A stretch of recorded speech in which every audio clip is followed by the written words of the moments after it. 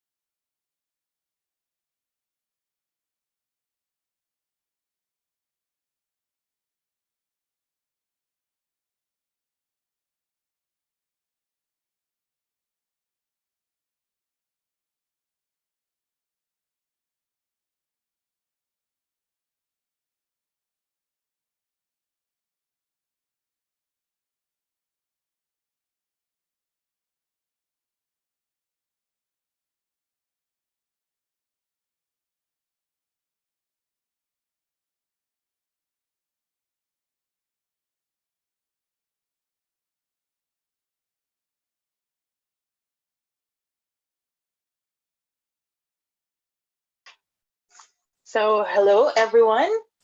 I'm Jace. Hi everyone, I'm Roma and welcome to Grandline Online Salon. In this program, we feature several social issues that will allow the speakers to share their expertise. The students who are also part of the audience will also have their fair share of questions at the end of the discussion.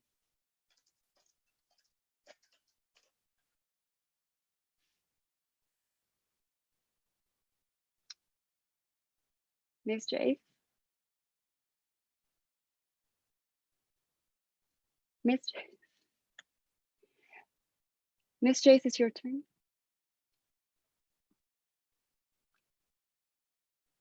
Hi. Okay.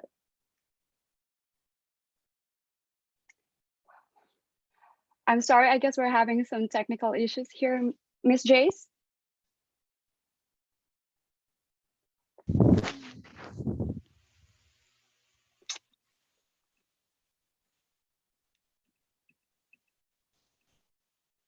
We lost her. Okay, let's just wait for Ms. Jace to come back. I don't know. I guess we lost her.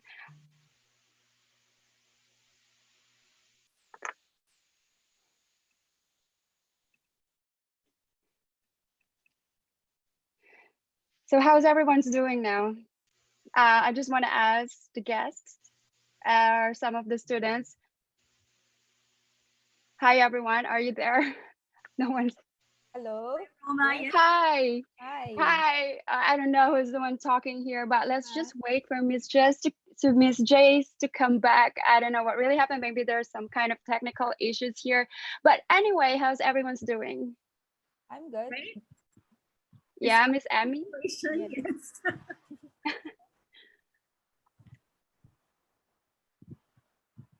Okay. The internet is fluctuating, even mine. So yeah, I know. Yeah, it really happens, but yeah, we just have to wait so that everyone will be here. yes, no problem. Yeah, of course. But yeah, while waiting for Miss Jace to come back, yeah, I was asking a while ago, what have you been doing this lockdown? Lots of eating and sleeping. Lots of eating and lots of Doing eating. too much. Mm-hmm. How about the others? How about our students, our guest students? Miss Megumi. Hi. Hi, Roma. Hi. Hi. This is Hi. Megumi. Yeah, also a lot of eating. A lot of eating, like Yeah, everyone is really eating a lot. Okay, good. Oh my God, I was like caught off guard. I'm sorry. Yeah, but anyway, I'm fine. Okay, that's good. You're fine. How about Mr. Kato? How are you? Yeah, fine, thank you. Yeah, I try to do exercise with my kids at home. Mm-hmm. Are you in Some sort Manila of or? circuit training. Great. Are you in Manila or in? Yeah, I am living in Japan? Manila. Oh, Yeah, okay. Taguig. Yes. Oh, you live in I Taguig. live in Taguig. Yep. I see. For how long have you been staying in the Philippines? You've been, yeah, okay. You've been I've been living here for more than 10 years, since 2007. Okay, that's great. Okay, well, I guess Miss Jace is back and we're all ready to start. Yes. Thank you for everybody's patience, but like every other show, there's something going on, but we are now live. Okay, so hello everyone. Again, my name is Jace. Okay, hi everyone, and once again, I'm Rama, and welcome to Grandline Online Salon. In this program, we feature several social issues that will allow our speakers to share their expertise. And the students who are also part of the audience will also have their fair share of questions at the end of the discussion. We will be asking them about the main topic, and at least two speakers will be given time to state their point. Just a friendly reminder, kindly set your microphone on mute unless it's your turn to speak. Thank you for your cooperation. Okay, that's great. I guess let's get the ball rolling. Surely. So for the previous years, the Philippine economy has earned stardom for businesses and entrepreneurs when several foreign investments start to surge in. It is considered as one of the most dynamic economies in East Asia and the Pacific. The country was even dubbed as an economic star by Bloomberg Opinion, not until COVID-19 pandemic. Precisely. Then on March 16 of this year, the spark of the star slowly losing its shine when President Rodrigo Duterte declared the entire Luzon Island under enhanced community quarantine. For this very reason, several businesses were forced to temporarily suspend their operation, including the Philippine Stock Exchange, to comply with the enhanced community lockdown. The first month of ECQ was proven to be very challenging, especially for those who depend on their daily earnings. I totally agree with you, Ms. Roma. And this situation is out of our control. No matter how much we want to work or do our regular activities, we just can't. And we can only help by staying at home. That's right, Ms. Jace. So President Duterte extended the supposedly month-long lockdown to May 15, and that will be 5 days from now. Assuming that our situation will change for the better, I'm deeply interested with the fact that we may have a new normal. What should we expect? And what is the new normal with coronavirus? Without further ado, let us introduce our guest speakers for today. It's our honor to welcome our first guest speaker, Ms. Florence Rivera. She graduated from University of the Philippines. She was the former general manager and core founder of 51 Talk Philippines and was also the former director of human resources at GoFluent. She is the board director of the National Association of Independent Travel Agencies. At the same time, she is the founder and CEO of Travelbug PH. Once again, welcome, Ms. Florence. Thank you, guys. Happy to be here. Nice to have you. It's our pleasure to welcome also our next guest, Professor Pedrito Salvador. He is the Vice President of External Affairs and the Treasurer of Philippine Council of Management. He is an MBA and BSBA professor at Southville International School and Colleges. He finished Doctor of Philosophy and Management at International University Foundation Incorporated. He also provides training and seminars for business people, business consulting, and publishing of research report. Hello, Professor Fed. Hello, Sir Salvador. Okay. So this time, let me introduce our third speaker, none other than Mr. Tomohisa Kato. He graduated at Hitotsubashi University. He's the CEO of Zuit, the #1 coding bootcamp in the Philippines and AI developer. His company is #1 in Manila and has the capability to produce around 1,000 software engineers as listed in Bloomberg. He's also a serial entrepreneur and founder of RareJob. Welcome, Mr. Kato. Hello, everybody. It's a very honor to join this. Thank you very much. Thanks for being with us. Of course, our last but definitely not the least, we also have Ms. Amy Shimada. She's currently a senior manager of Nomura Research Institute Singapore Manila branch, and she's a former manager at Incos Lab Incorporated. And at the same time, she served as starting up manager and in charge of training laboratory staff. She also joined NRI Manila branch and conducted various markets and industry research for private companies and public sector. Hi, Ms. Amy. Hi, good afternoon. Thanks for having me today. Okay. Good afternoon. Well, it's our pleasure, everyone. Thank you for taking time today. We really appreciate it. Surely, this is going to be another day full of learning. In this discussion, we'll be listening to different perspectives on implementing the new normal. Yes, we are in the comforts of our home right now, and we all have the means to be informed with recent and current happenings, especially in our country. Let's find out more as we begin with our first question. What actions should the government implement to protect businesses and lives?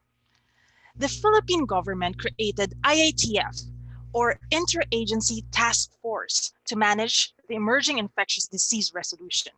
Last April 28th, Senator Alan Cayetano filed House Bill 6623, which seeks to establish policies and regulations for the new normal in the workplace and in public spaces. The bill will prepare and educate the Filipino public for life after lifting of COVID-19 restrictions and adapt to new norms of physical distancing. With that said, what long-term plans should the government implement while we are under COVID-19? Let's first have Ms. Emi Shimada. What do you think of this? Well, in the view from our company business side, so we are supporting Japanese, mostly Japanese companies, and then who are seeking for business opportunity here in the Philippines. And then currently, before COVID situation, they were very much interested in the domestic market, growing market in the Philippines. And then now the business is suspended, and then most of the Japanese companies also suspended any research or any exploring the market in the Philippines. So from this point, I expect the Philippine government to implement the 3 points to protect the business and lives. And number one is the enhancement of the healthcare sector. We've been quarantined for almost 2 months, and I don't see the effectiveness of this lockdown because even yesterday the new case found is over 100, and then still I don't know if it's already peak out or the number is reducing. So the effectiveness of this lockdown is hardly be seen effective. So number one is enhancement of healthcare sector is very important, and not only for the domestic market but also the foreign investors. And the second point is the again, it's this viewpoint from Japanese investors or Japanese companies. But there are so many export-oriented companies here in the Philippines, and the most of the exported-oriented companies are Japanese company, and then their operation is suspended, and then they are started thinking whether they have to stay in the Philippines or relocate to other countries because of the prolonged quarantine situation. So that's why I appreciate that the guideline that the recently government released under general community quarantine, but still a lot of steps to be done in for clear guideline how to reopen the company, how to allow all the employee come into the factory or closed place. So I expect the Philippine government will show the clear, more detailed guideline or steps by step for the economy and also the companies to reopen their business. Well, definitely, those are good points stated, Emi-san.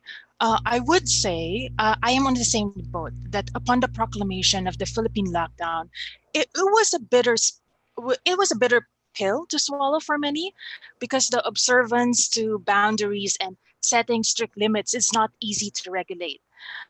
Although in the Philippines we do experience average of 20 typhoons, and maybe the localities are very familiar on how to handle natural disasters. But I am with you that when it comes to the communication of rules of the quarantine, that has led to some confusion and also susceptibility to misinformation. So in your case, for the time being, okay, how do you relate to your investors to make sure that the business continues?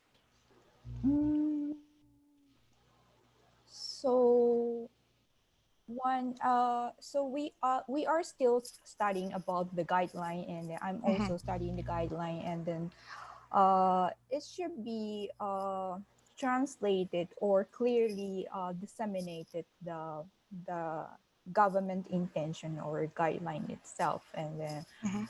still, even though there are a lot of rooms to improve or question or clarification for that guideline. So for investors, Mhm. government should or any government agency should clarify their concern and questions.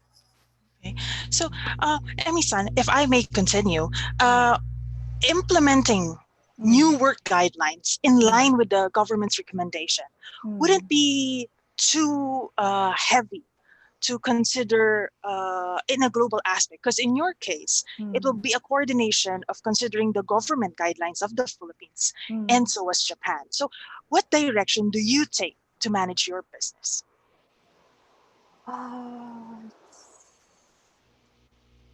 It's a very difficult question, but if I may say that, for example, the currently the under general community quarantine situation, the business operation is allow up to 50% of the capacity, and then that it's very hard for example, manufacturing company operating a factory or production line with 50% of manpower, and it's really affect on their production or the business itself.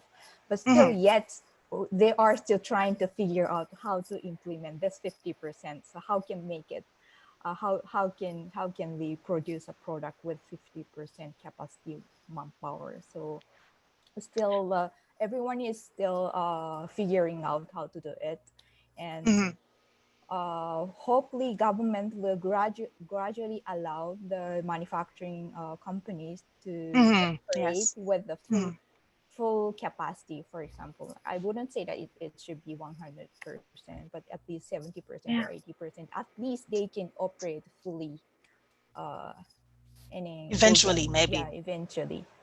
With new guidelines. So speaking of new guidelines, what is an action that you think your company or per se any foreign company that is investing in the Philippines should move forward with? Should it differ depending on the government unit? Let's say if it's just for Makati or if it's for another one. Do you think that should differ per unit, or there should be just a standard procedure?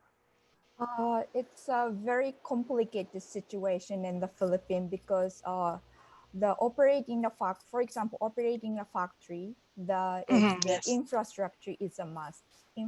Infrastructure, I mean the logistic road, and also the internet infrastructure for the operation. So Metro Manila and then Greater Metro Manila, I mean Region 4A, Cavite, Laguna, Batangas, they're relatively developed, so infrastructure is okay for them. But out of Region 4A or Metro Manila, or even half of Central Luzon, Region 3, the infrastructure is not well developed, I would say, especially internet. So I guess the majority, the Philippines is BPO industry is one of the key industry here in this country, and then they really need the internet infrastructure. And then currently government encourage people to relocate to outside of Metro Manila, and but how about the employment? How they can earn daily living? How they can earn money for living? So and then even though encourage company to relocate outside of Metro Manila, their concern is infrastructure, how they can get the supplies or how they can get stable infrastructure. So there are a lot of elements still unsolved. So the key is the leadership of the government for infrastructure. Okay. Well, I do understand your aspect, and I would say indeed those are interesting points of view, and it will always boil down on the leadership and the support to the leadership. And as long as as most social media would actually say, we are all in it. We are just currently on a pause mode, both for lifestyle and so as in business. But eventually, we will move forward to what we are calling now the new normal. So thank you very much, Shimada-san. At this point, I'd also, of course, want to ask your side, Professor Ped Salvador.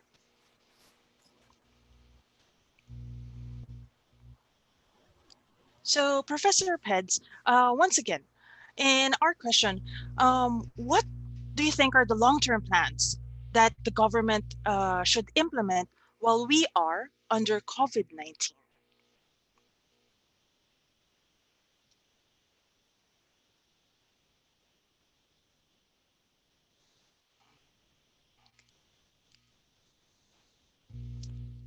Okay.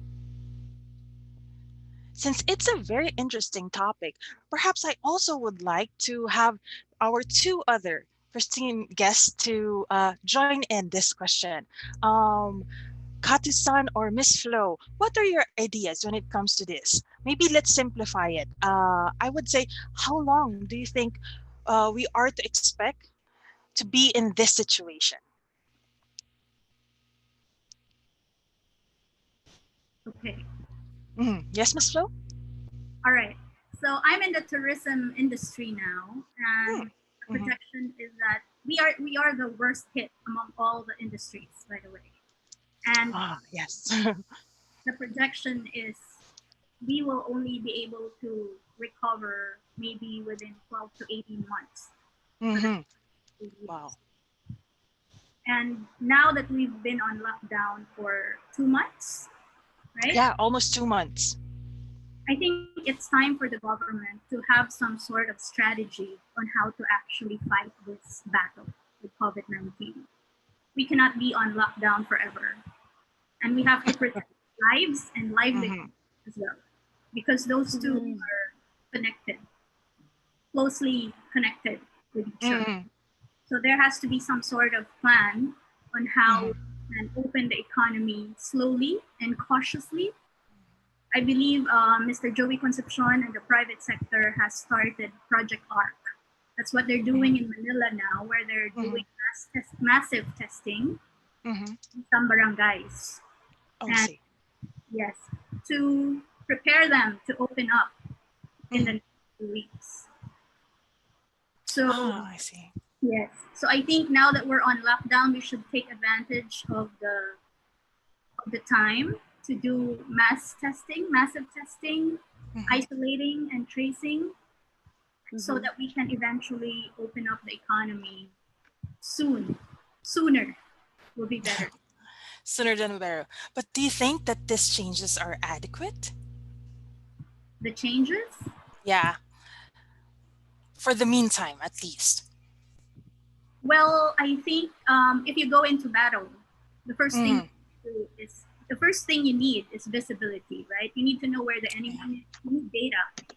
And that's something I think that we don't have enough of. We don't have enough data because we're not testing.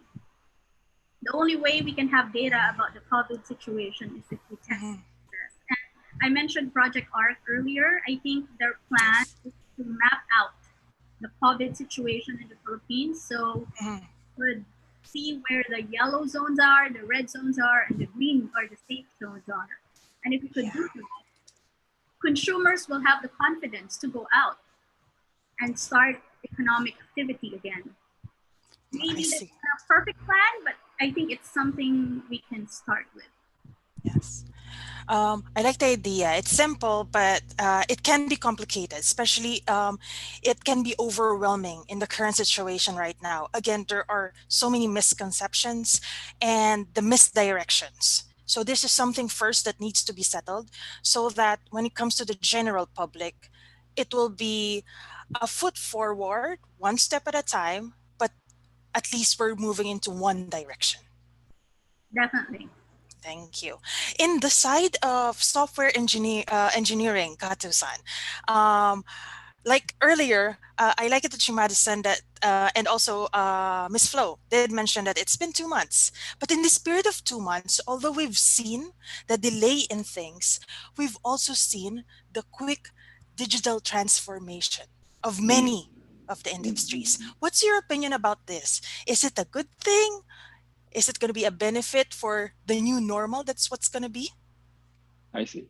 So I believe that because of this ECQ things, the times, I mean, the clock could be now moving much faster now.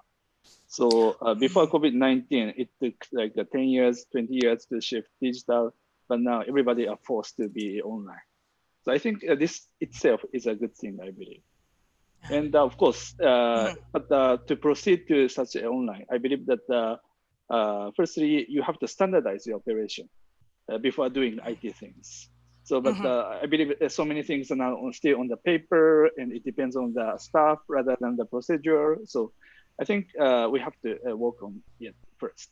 Then I believe the next stage is the software development, so that most of the tasks still can be done online by digital, by machine or AI. So yeah, I believe that now people realize the necessity to do it. So maybe we should change this emergency to opportunities, I believe. Yes, if there was one thing that this crisis has introduced to the world is that we can manage, but eventually, and that is with cooperation of everybody. So once again, we were not ready. Yeah. Yeah. But we should be ready. Yeah. Yeah. We can be ready. Yes. So thank you very much. Change is really hard for so many people, well, myself included. However, undeniably, it is inevitable, most especially to survive or live by the current situation. I appreciate that all of you broadened our information and clarified misconceptions. To sustain the momentum of this discussion, let's proceed with the next one. Ms. Roma? Oh, thank you so much, Ms. Chase. Well, I truly believe that this is a top situation for everyone, especially, of course, around the world. But moving forward, let's have our second question. For our second question, what are the changes made in your business during lockdown? And do you think it's still applicable in the long run, say 2 to 3 years from now? Well, the idea of contact-free economy is slowly coming to life as most businesses were left with no choice but to compromise its operation in order to stay bankable. In terms of e-commerce, the pandemic has accelerated a change in shopping habits. For example, according to Inquirer, food delivery services had a low penetration rate, only 5.5% in the Philippines last year. However, with the ban on dining services, more food merchants are signing up with delivery platforms such as fast food or like GrabFood and Food Panda. And when speaking now about business, this is now the new reality. Now, I want to know your side about this new normal going on this world pandemic, Ms. Florence. In the tourism industry, it will be very, very difficult for us because we are in the business of leisure. So even after ECQ, a lot of tourism enterprises will not be allowed to operate. Airlines, for example, will have a difficult time because of people sitting beside each other on an airline, and even if they say that there are filters within the plane that will prevent people from getting infected, still a lot of people will not be confident to fly. With hotels, it's the same with their air conditioning, for example. A lot of our hotels have centralized aircon, and that will be a problem after when we go back to the new normal, or when we have the new normal. In our case, for the travel and tour sector, it will really take a while for us to go back to where to operate, because we do tours, and tours means a group of people, and that will not be allowed, I think, not until next year, or not until we have a vaccine and everything is safe. So As to changes, there are really a lot of changes, and we are still grappling. We are still struggling, a lot of us, on how to deal with this and how to deal with the new normal once the ECQ is lifted. We don't even know if we will be allowed to operate. Mhm. So right now, our priority is survival. How we could survive in the next year or so until it's back to normal. I totally agree, because I believe that tourism industry makes up like 12.7% of gross domestic product, giving like about, I don't know, 5.4 million of employment to people. And I can just imagine how many people, like a number of people being affected by this pandemic. So do you have like certain programs or, I don't know, like measures that your company or your tourism industry is doing right now to somehow cope with this new arrangement? Well, there are several conversations, discussions going on, consultations with the Department of Tourism and all the tourism stakeholders. But as I said, since the reality is that our industry, I think, will be really the last one to recover from this. It's still very difficult to say what our next actions should be. It will really depend on consumer behavior. That's one. Once ECQ is lifted, we have to see how consumers will behave and if people will be confident enough to travel, even domestically. Actually, the Department of Tourism is advocating for domestic tourism first, maybe towards the end of the year. Also to help out the local tourism enterprises. So maybe we'll do that first, but then we'll have to see if people will be confident to travel, knowing that there's no vaccine or there's no cure, right?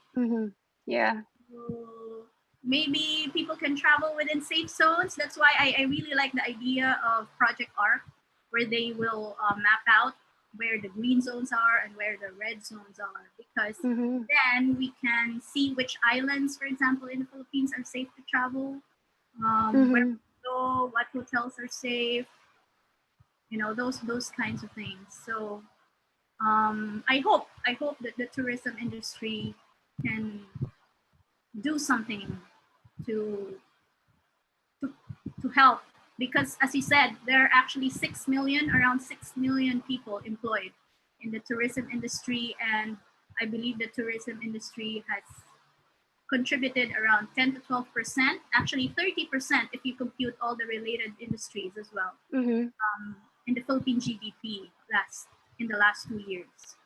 So this will really have a big impact on our industry. Oh, yeah, I agree with you. Well, talking about hotel industry, right now, a lot of hotels, what I heard and read from news, are like giving free rooms for OFWs and those people who needs to be isolated or like having a 14-day isolation. I'm just wondering, is the government also like helping these hotels, giving free rooms to people? What kind of help do they give to the hotels who are giving free accommodation for those people who need to have a 14-day quarantine?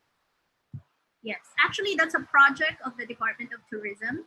So it's really DOT who communicates with the hotels and all the buildings and institutions who can house our OFWs while they're on quarantine.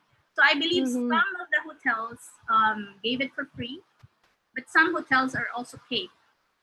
Yes, so they're not entirely free, but there are those good souls who said, okay, we'll give it for free, or they gave it for a very low price, a discount. Oh, I see. That's really great. But are there also a lot of hotels are saying, no, we cannot give our rooms for free? I believe so, yes. Because it really I'm sorry.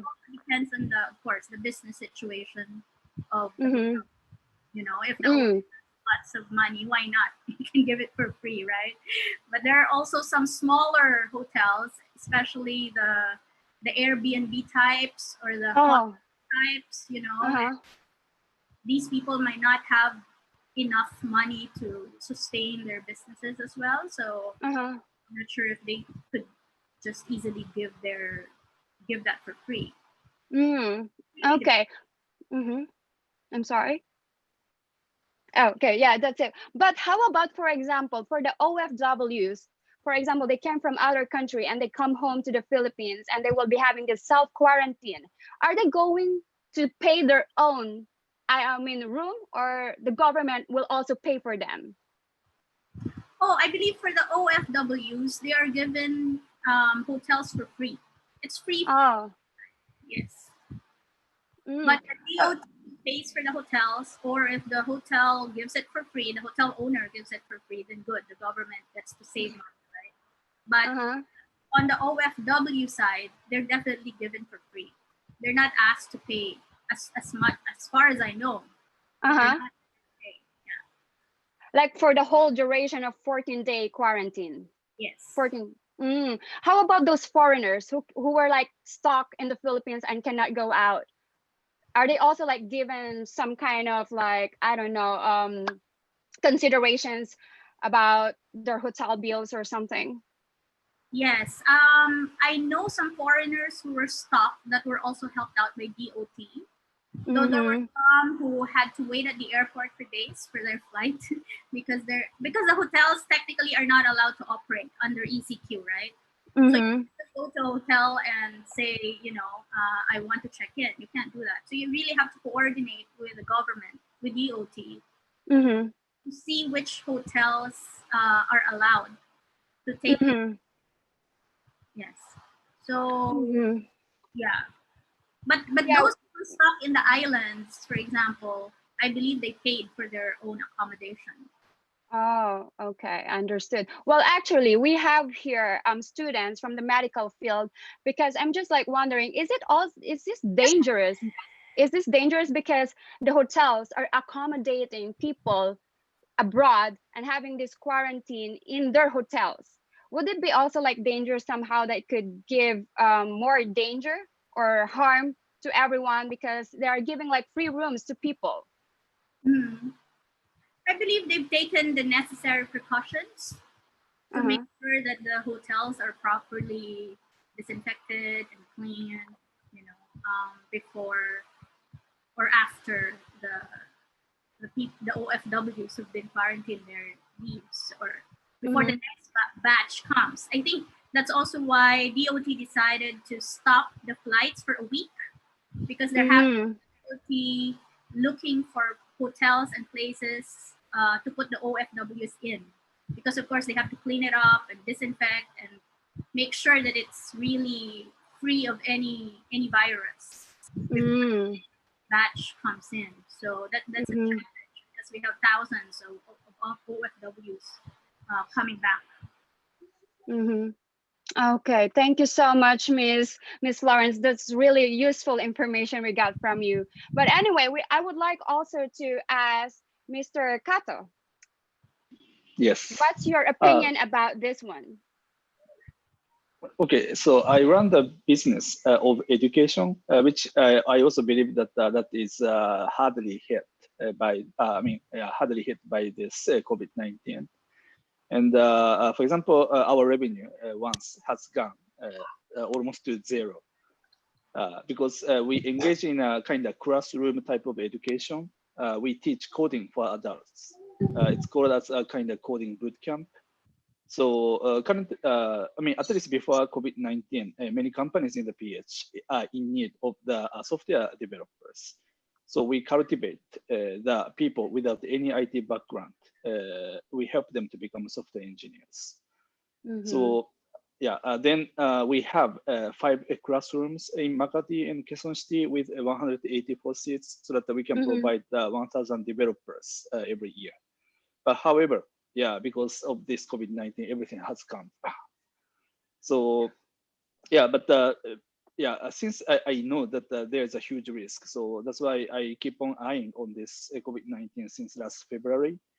So when the lockdown announced, I believe that before the ECQ, the community quarantine announced. So firstly, President announced the lockdown. I mean, Manila separated from the other areas. So on that day, I decided and announce to the staff that we will completely shift to online. I mean, all of the staff work is going to be telework. Then all of the instruction by our instructors for our students, they're going to be online one. So that just following week of the ECQ announced, then we could start to provide the online course for our existing students. So within this 50 days, some already finish their course so that they are ready for going to the industry now.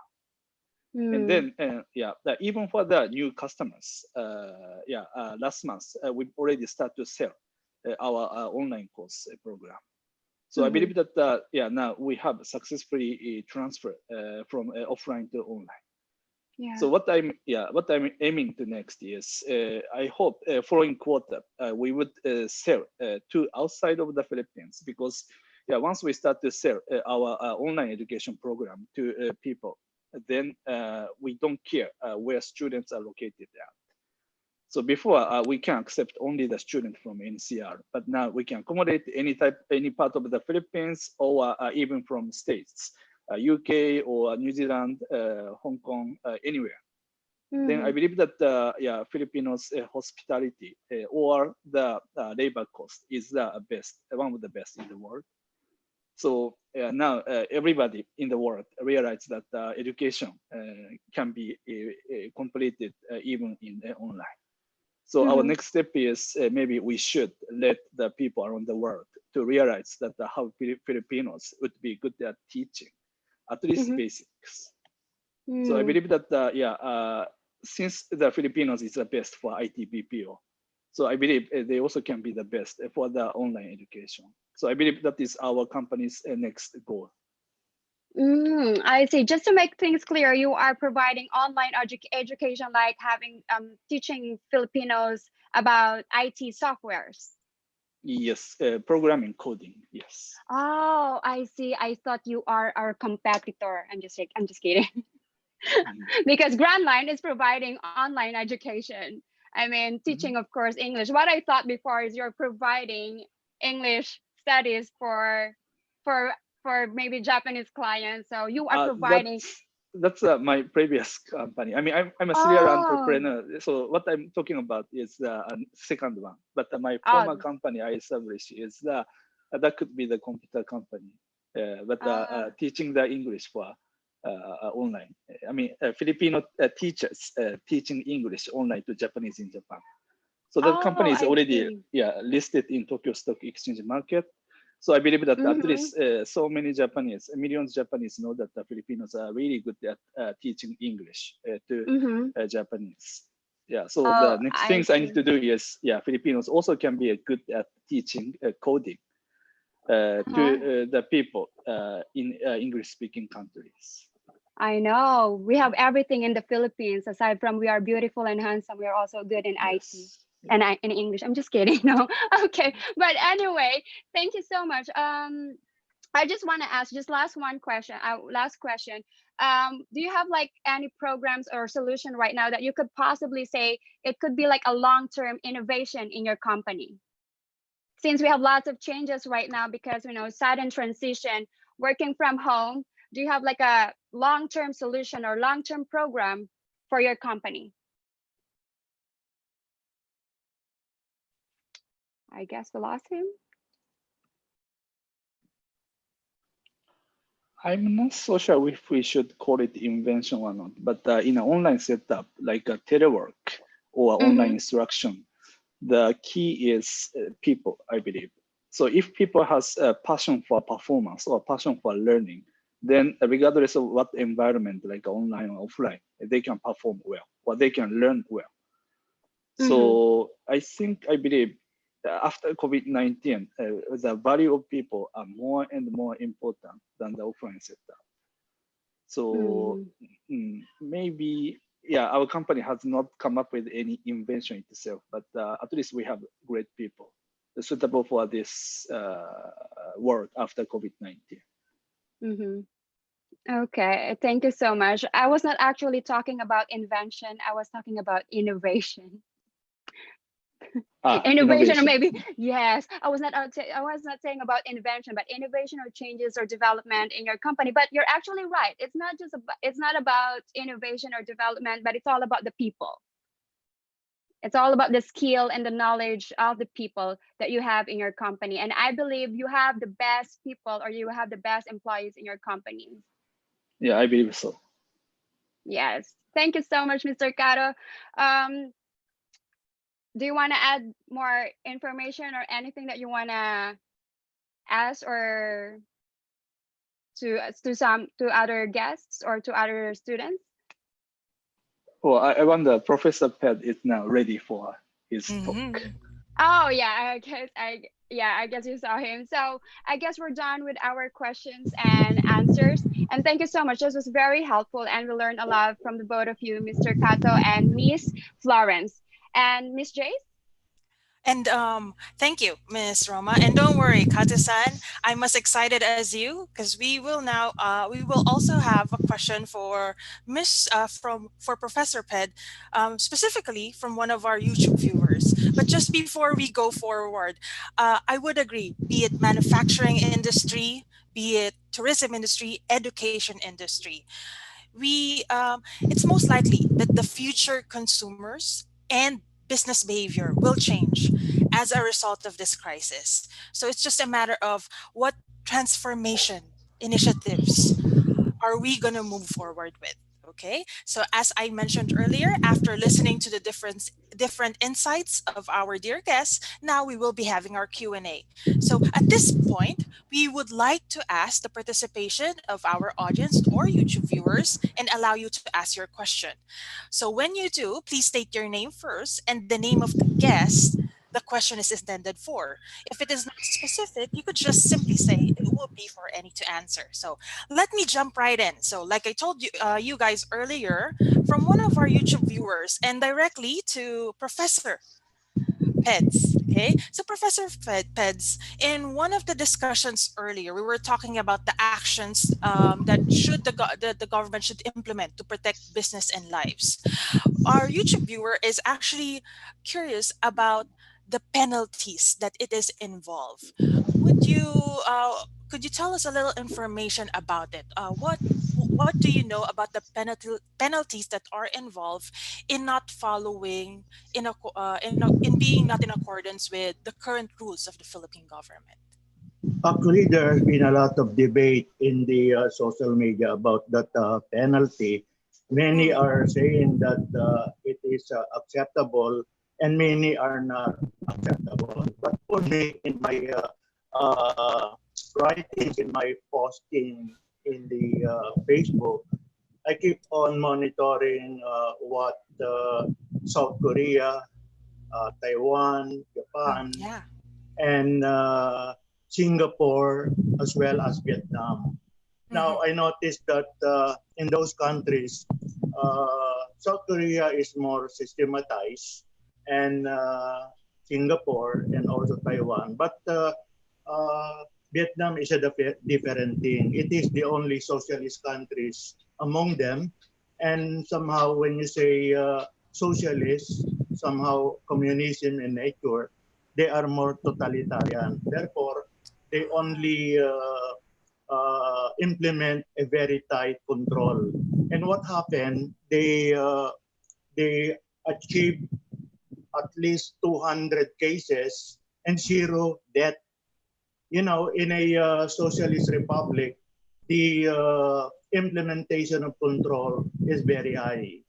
Therefore, in that country, in Vietnam, they are successful because in the last so many years, there has been a tight control on the people. Now, Philippines is a democratic country.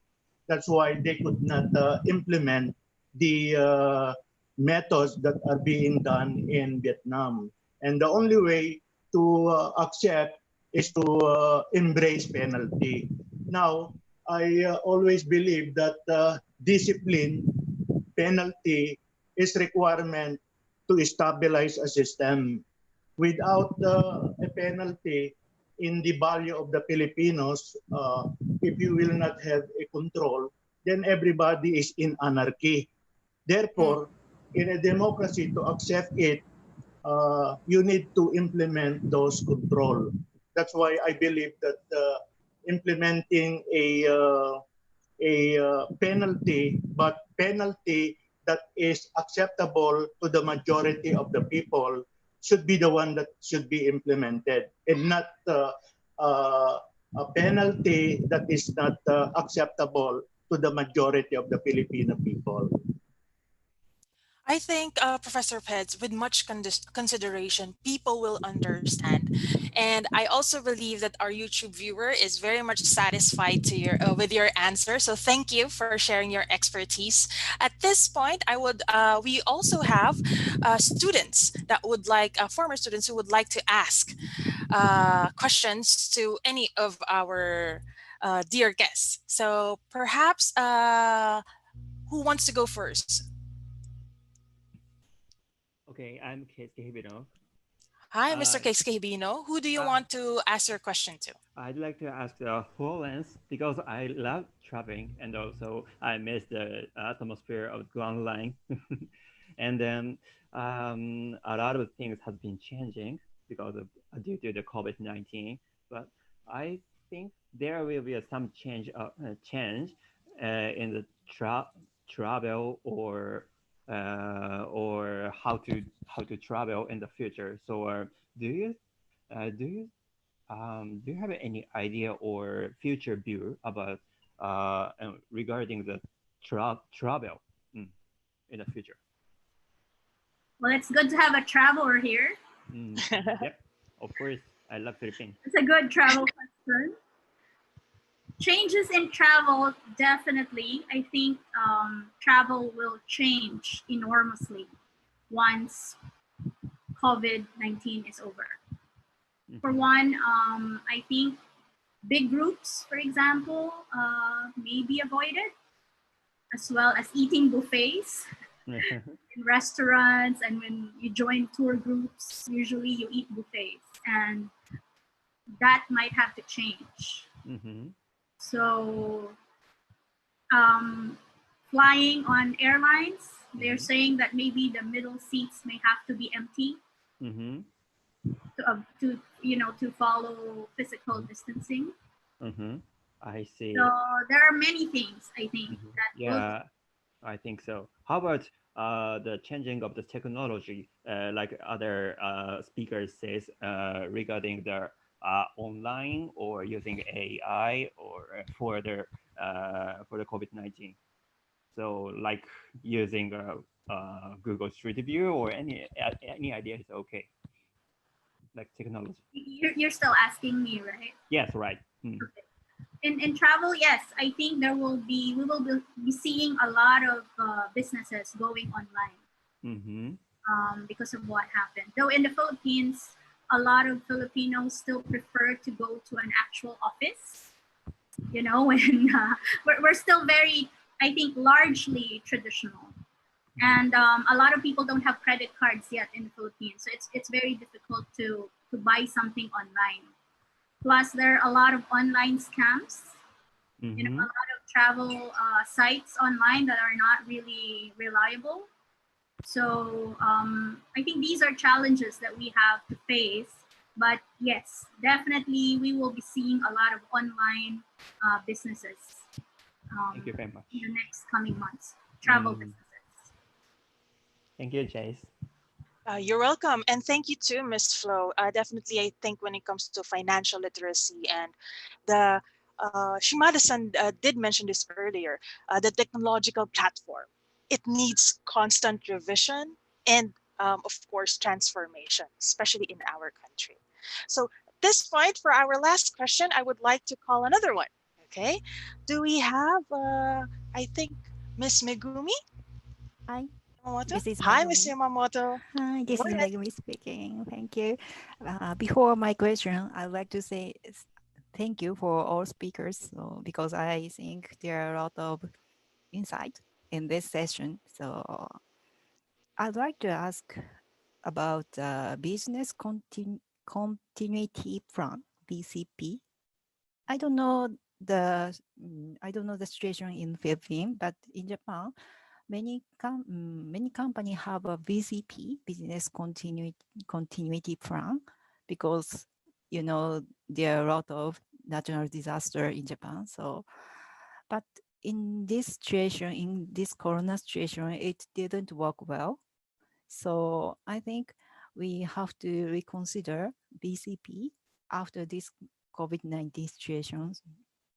So I'd like to ask you, what aspect should we reconsider in BCP for all speakers? For any of the speakers, who would want to go first? So somehow an upgraded version of your current BCP. Emi-san, Kato-san, Professor Peds, or Ms. Flo, you may go ahead and answer that question. Can I go first?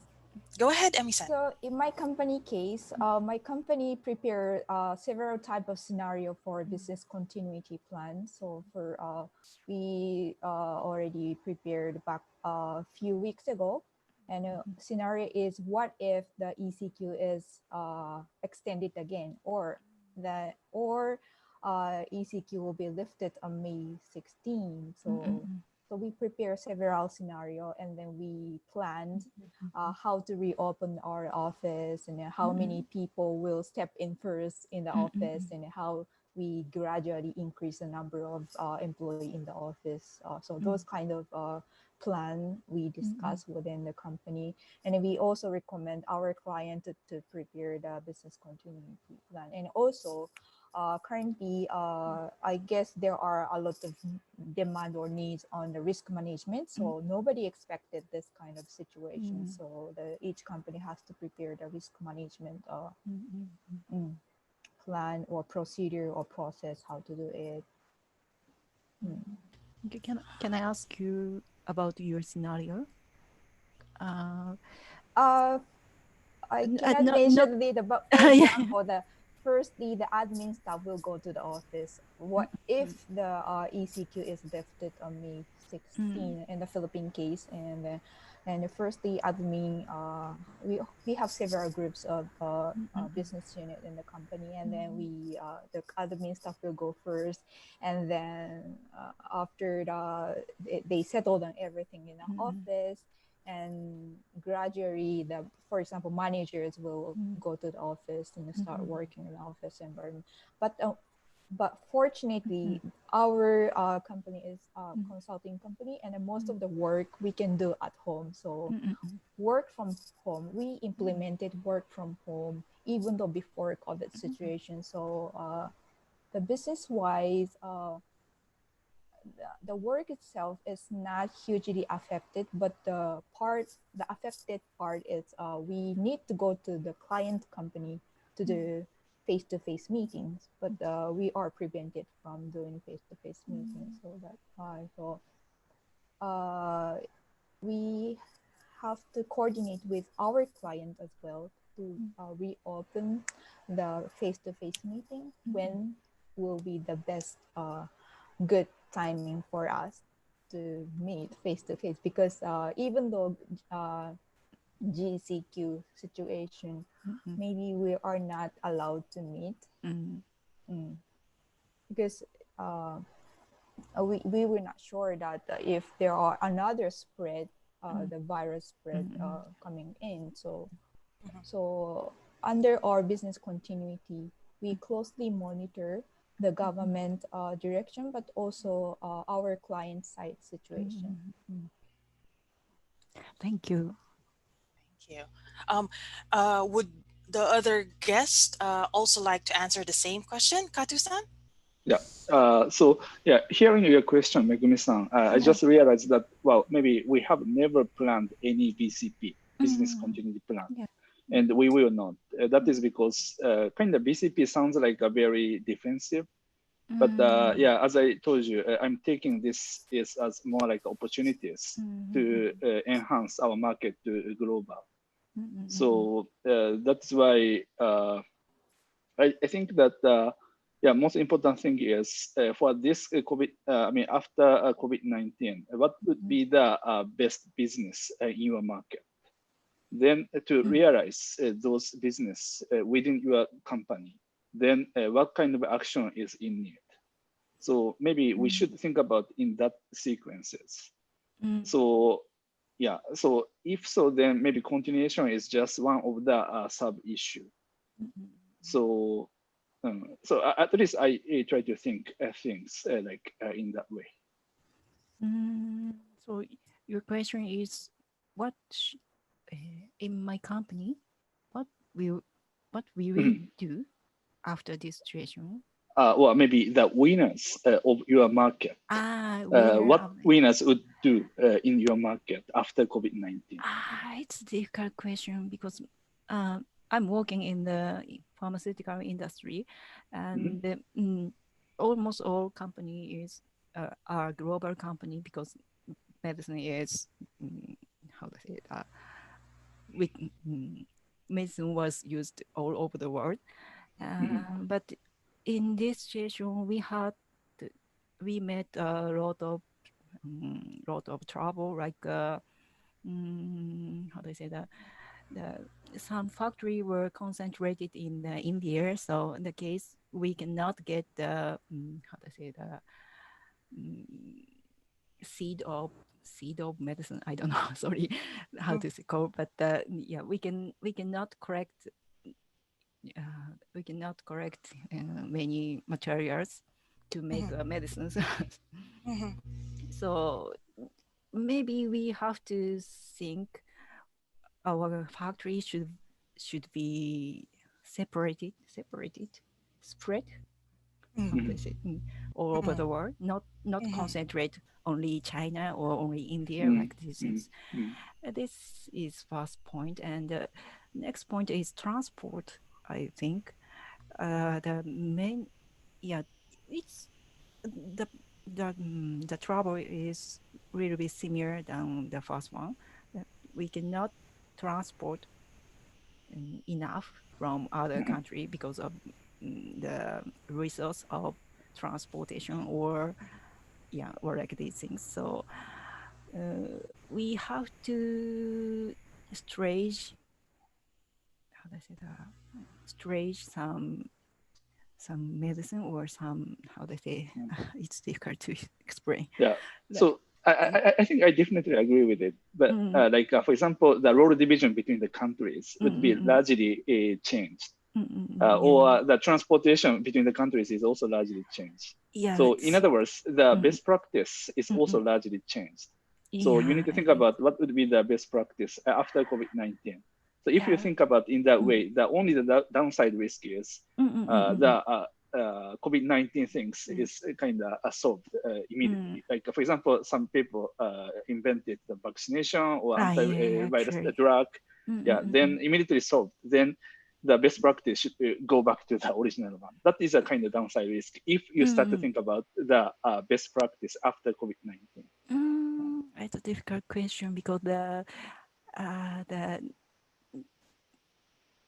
we expect that this situation, like government approve new medicine or government pay a lot of money to research to make a new medicine like this situation. But we also know this situation is not will be not continue. And so that's just one of type of scenario. Yeah, so one type of scenario. You need to prepare for the several type of scenario. I think. Yeah. So, but honestly, I think it's difficult question. Maybe big company will be one of the winner after the COVID-19 because they have enough. How do I say? They can resist this situation. But on the other hand, as you said, as Kato-san said, that some company invest a new vaccination or new medicine for COVID-19, and this company will be another winner. So sorry, I don't have any answer about No this. problem, Megumi-san. But I do feel you. I think to the point of Kato-san, it will be a continuous learning curve. for everybody. Mm, People will always adjust, and at one point there might be just one winner, but eventually we support life, and whoever goes first, of course, that's where our support will be, right? So just to officially close the Q&A, I would also like to ask the opinion of Professor Pitt.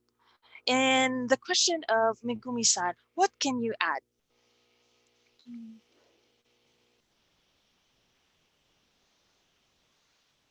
Thing, okay, so that the Japanese student could learn something about the Philippines. Now, Go ahead. Japan and the Philippines belong to the so-called Ring of Fire. Since Japan and the Philippines is within the Ring of Fire, these countries, all countries from South America to United States to Japan to Vietnam to the Philippines up to New Zealand, everybody is preparing for eruption of volcanoes, earthquake, typhoons for the global warming. It's very unfortunate that almost all of the countries were caught flat-footed with the pandemic because they did not realize that there will be a pandemic in the 21st century. Now, the Japanese student must know that in the Philippines there were two types of businesses. One is large business, and the other one belong to the medium, in this case, is medium and medium size, small and medium enterprises. Now, I came from Ayala Corporation. Now, if you familiar with the Ayala area, we have been trained to anticipate any potential problem when there is a so-called risk. Now, large companies in the Philippines is always incorporating in their business plan those so-called downside risks, whether it is in business and the effect of the business environment, whether it's caused by finance, caused by so-called economic environment, or something that would happen. That is mandatory to large companies. But 99% of the Philippine businesses is 99% for the small and medium enterprises. That's why you cannot expect that 100% these small and medium enterprises can do what the large companies can do. And these large companies are both Filipino and the multinational companies, because I have been dealing also with large multinational companies, and also I visited a lot of countries, visiting their factories in Japan, in Sweden, in West Germany. That's basic for them. But again, when the COVID-19 came in, nobody is prepared. But if you will check out the systems in the Philippines, we have had a containment for typhoon, for earthquake, for volcanic eruption. It's no in any pandemic, because as of now, I'm already 65 years old. In the last 50 years of my existence, I did not encounter any so-called mass epidemic in this country. That's why everybody has been caught flat-footed. Now, what the government can do is really to intensify now that the business environment is affected with all the so-called problem that might affect business. That's why it's about time in the Philippines that to consider also the emergence of any epidemic in the future. Now, what I'm saying is that there was Ebola in Africa, there is a MERS in Middle East, and there is SARS in Hong Kong, and there is again COVID here in China. It means that there will be 6 virus, 7 virus, 8 virus. Therefore, in all business plan, whether you are a small company or a large company, it's only very important that you always consider this potential problem of the future. Because right now, even in the United States, that has been flat-footed, there were already 33 million that is unemployed. Now, Yes, Japan that's true.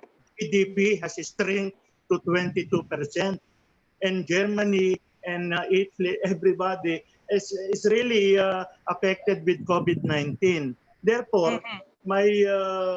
my thinking is that there will be more problems in the future, because the one that is really dictating this is the so-called population of the world, of the earth. We are now Yes. going to 8 billion, and the resources of the world is very limited. The diameter of the earth is also fixed.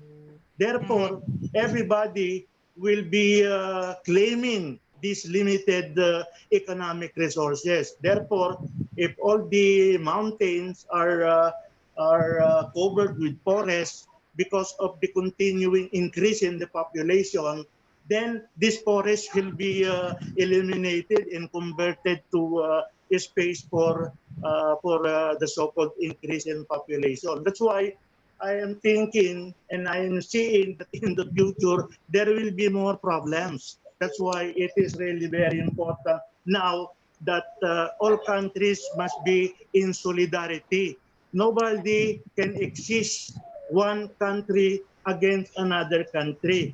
That's why I'm just surprised that each country are doing their own vaccine, where in fact they should be in solidarity in producing the best vaccine in order to resolve this problem, because this is pandemic. This is not epidemic. And that is the only way to prevent any potential problem in the future. I see your point, Professor Pets, and definitely things that most every country has done is that adapting an old procedure for this new outbreak, which includes the BCP. But like what I mentioned earlier, it will be a learning curve, and hopefully we will all work towards the same goal. So if only we had more Yeah. time, but I guess that's going to be a reason for another session. So for now, let's sum things up. I'll have Miss Roma go ahead and do this. Miss Roma?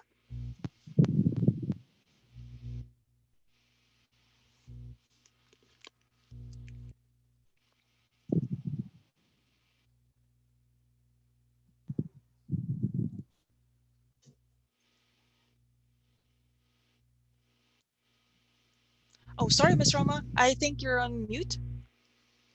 Apologies. Go ahead. Yeah. Okay, thank you so much. Well, so many insights from the discussion. So here are the summaries. So some of the developing countries which showed improving economy are on halt right now due to COVID-19, especially, of course, the European countries. I guess we'll be having a longer break before we can travel again. And secondly, prolonged quarantine caused some investors to move out of the Philippines, so that the government should give clear guidelines and strategy in protecting business. For example, enhancement of healthcare sector, and also upon helping the tourism and hospital industries, like providing free rooms for the health workers or the frontliners, some tourists and OFWs, and that's it. And the third one is people realize the importance of technology and forced to develop digital transformation quickly. And of course, online courses and telework are being implemented to adjust the new normal. And lastly, while on lockdown, government should take advantage of the time and conduct mass testing. So that will be all for me, Ms. J. Thank you, Ms. Roma. So to cap things off, I would like to share the thought of the day, and it is the normal is to continually get used to new normals. It's tempting to wonder when things will return to normal, but the fact is they won't. Not the old normal anyway. Learning a new normal means a change in lifestyle, and sometimes just our attitude and perspective.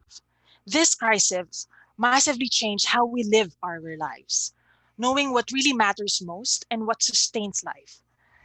needs overshadowing wants. In the face of realities of the current global crisis, we will need to continue to collaborate and work creatively. Together, we will improvise, adapt, and overcome. Here in Grand Line, we continue to see different opportunities as the time changes. Customly organizing lesson plans and strategically laying it out to the best approach our students would most suitably be in and even go beyond, just like this salon.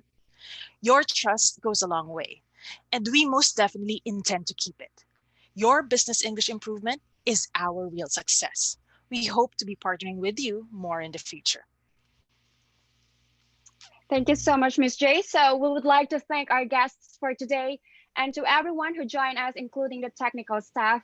This will not be possible without each of you. And we are looking forward to seeing you again to our next online salon. And thank you for watching us. And please don't forget to leave a comment and subscribe to our YouTube channel.